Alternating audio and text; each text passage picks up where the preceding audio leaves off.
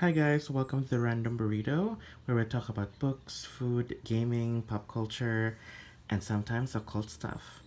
So today I got my Tarot of the Divine deck and guidebook by Yoshi Yoshitani.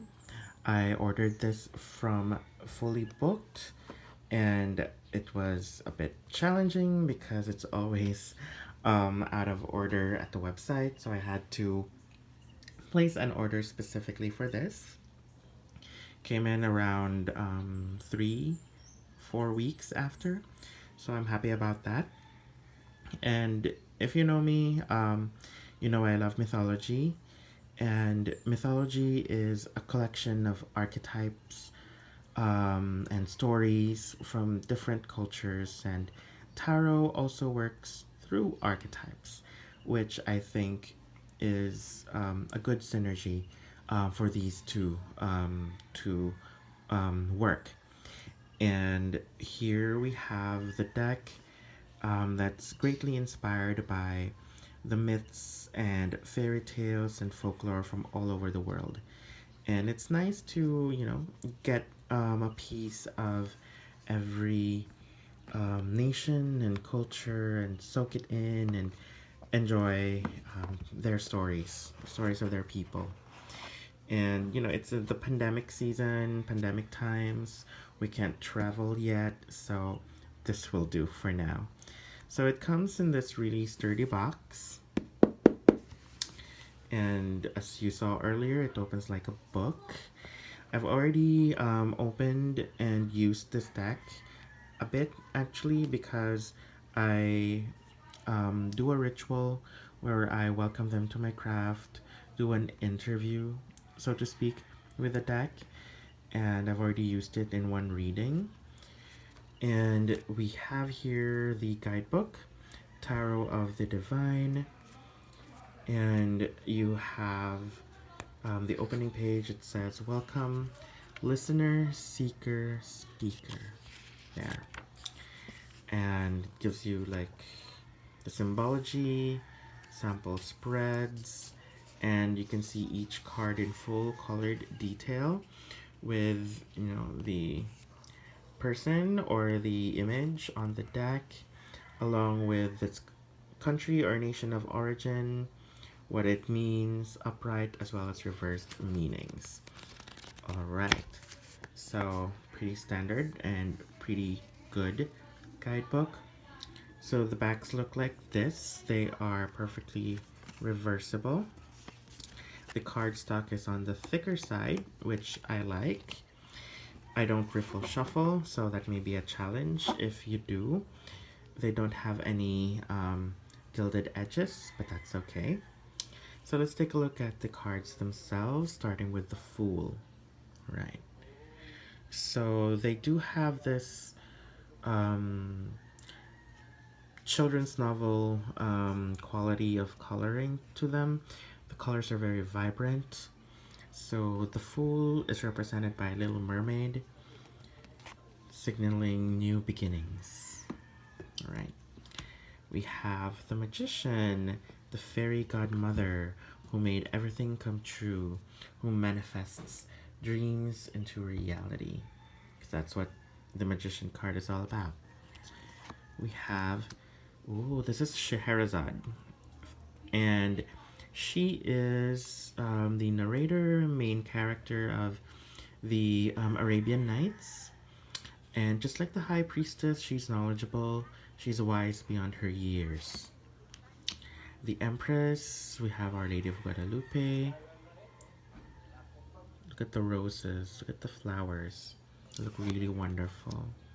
We have the Emperor pulling out the Excalibur, and there's a nod to this card is the card of Aries, and you see that nod here, the Aries brooch, the ram brooch. The Hierophant, I think this is Lady Buffalo from Native American folklore. The Lovers, kind of like a Chinese inspired Beauty and the Beast. The Chariot, a water themed chariot.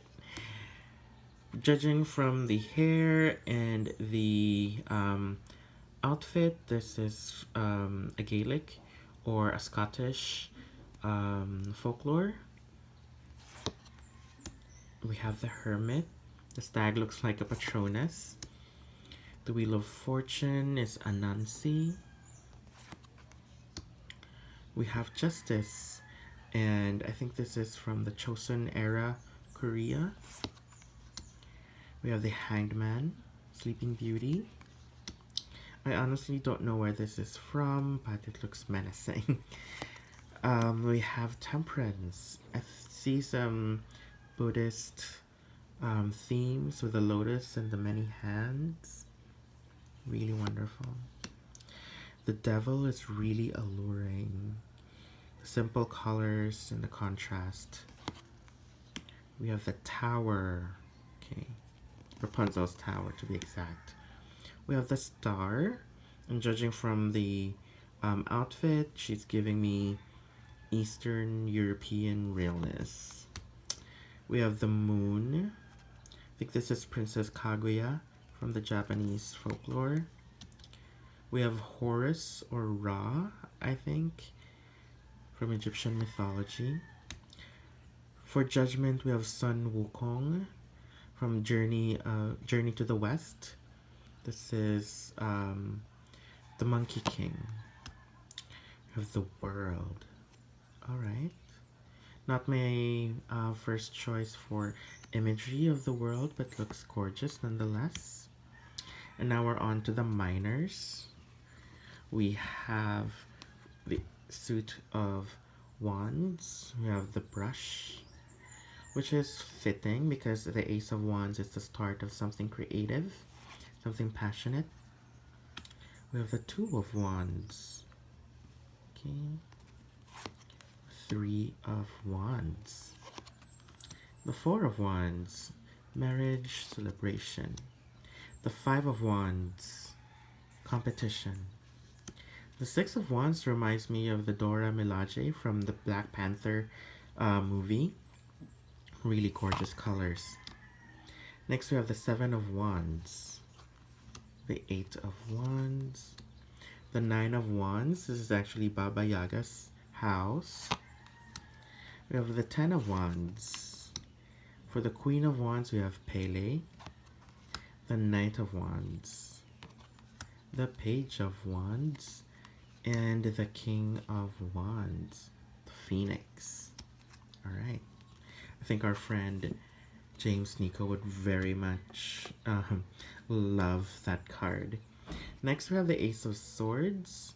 I like how the knot represents the brain, or looks like a brain rather, because the suit of swords is about mental stuff, so logic, and the Ace of Swords specifically means clarity.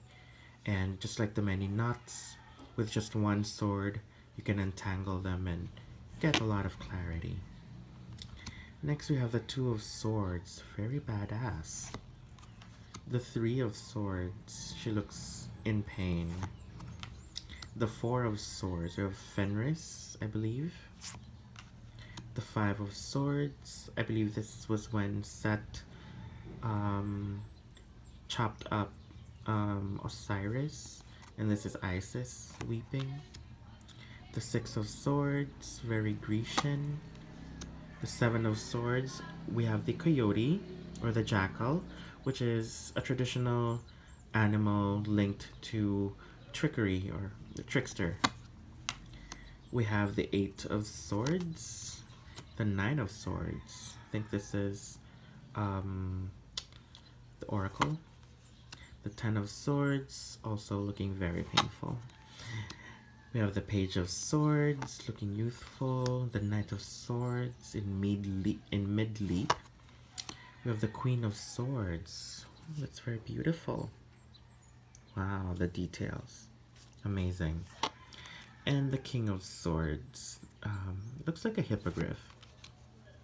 Alright. Next we have here the Suit of Cups. The King of Cups. So far I've noticed the kings are not humanoid figures. Interesting. All right. Next we have the Queen of Cups. We have Yamoja of Yoruba origin. We have the Knight of Cups, the Page of Cups. So this is actually a combination of two folklores. One being the moons of Bakunawa. The Bakunawa devours each of the moons, and one other I forgot because there are no rabbits in the Philippines. They do not live endemically here, as to my knowledge. So only this part is from the Philippines. Next, we have the Ten of Cups, the Nine of Cups, very warm and welcoming.